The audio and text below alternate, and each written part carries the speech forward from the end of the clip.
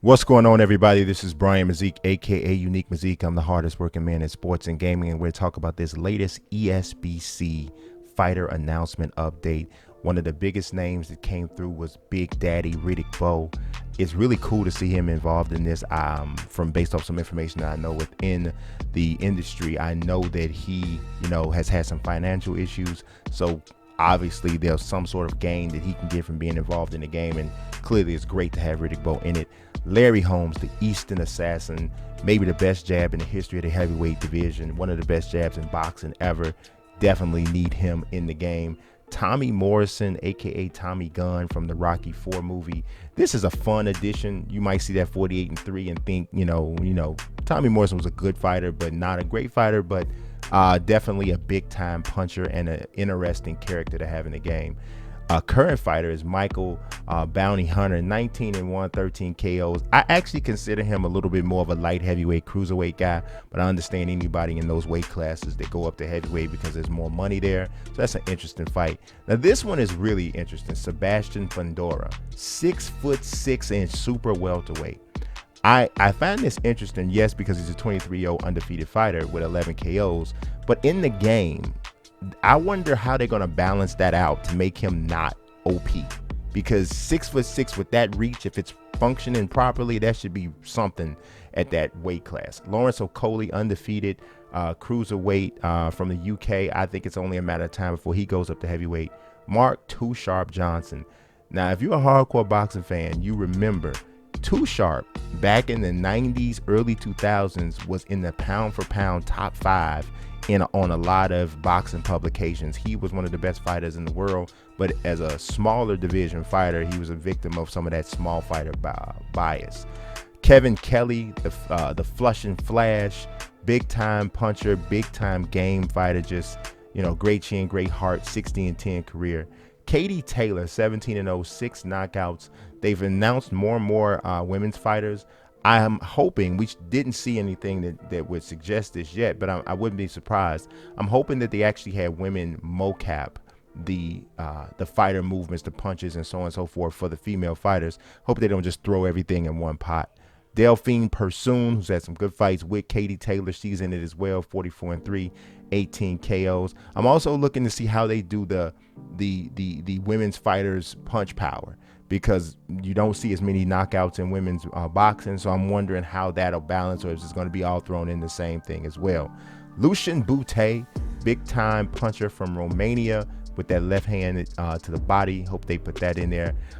Got 4 fighters from Uzbekistan: Merjadan Akhmadaliev, Israel Madrimov, Bektamir Melikuziev, and Shakram Giasov.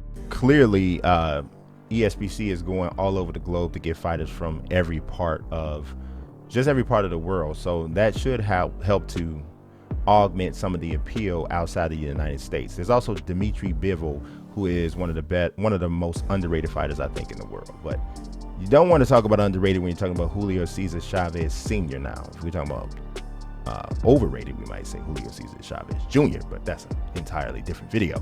But one of the greatest fighters of all time, 107, 6-2. That's just a filthy record. Floyd Mayweather Jr. actually said that Chavez was the greatest fighter ever, in his opinion. I don't know how much he was trolling with that, but that's what he said.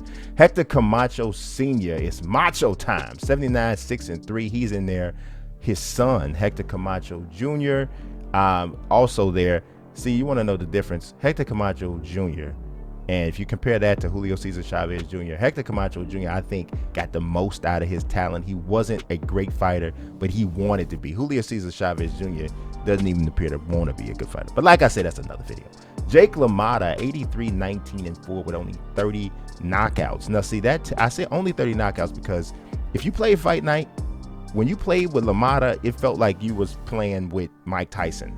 And I think they just did that to kind of play into the image, but literally only had 30 knockouts. Vladimir Klitschko, 65-4, 53 knockouts. I love the Klitschkos, so it's cool to see that both him and Vitaly are in the game. But as you saw from the thumbnail, the biggest draw in this video, the biggest draw in this news dump is the fact that the greatest of all time, Muhammad Ali, is in the game. I mean, they had an entire separate press release to announce Muhammad Ali being in the game. So needless to say, that is the biggest piece of information right here. So Sugar Ray Leonard, of course, I think we talked about that. He actually had a whole section in the video to show, you know, where he was talking, they were at his house and so on and so forth. So this is just really one of the biggest pieces of information that they've dropped so far. But I do want to add a little bit of a, you know, something to just consider moving forward. I think they're going to have at least another fighter announcement. I don't know if this will be before early access begins, which I think it'll probably be next month when the early access will hit for PC. I don't know that for sure, but it just kind of feels like, based off of the time period and the way things are running, that might be when we're looking at. And then shortly after that, the PlayStation, I think probably just 4 and PlayStation Xbox One versions will probably come out a month or two after that. But do not be surprised if another huge announcement is coming for a big time fighter. Now, I don't know if we're talking about Tyson Fury, Canelo, and I know Tyson Fury's thing with EA Sports may have, you know, seemingly pushed him out of contention to be in this game, but they are flipping so many switches as it pertains to just, you know, the different connections that they've made through, you know, managers, promoters, and so on and so forth. I would not put that past this game or this development studio at this point. And, you know, they've made a lot of very important links inside the boxing community and outside of it, you know, to add some other financial sorts of support. So I'm not sure that Tyson Fury or even Anthony Joshua are out of the reach yet for this game overall. But Canelo is one that I'm really thinking you gotta watch for. That might be in, and he just scored an 8th round knockout over Billy Joe Saunders. So if they were holding an announcement waiting to see the outcome of that fight, it would make sense. So just keep your eyes peeled for a few more fighter announcements. But at this point, I think we're at a point where we need to see the, you know, some extended gameplay and a concrete release date for early access.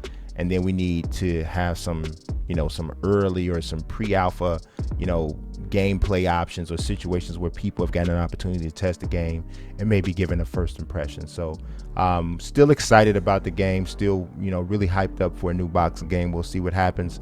But I appreciate you guys watching as always. God bless and peace.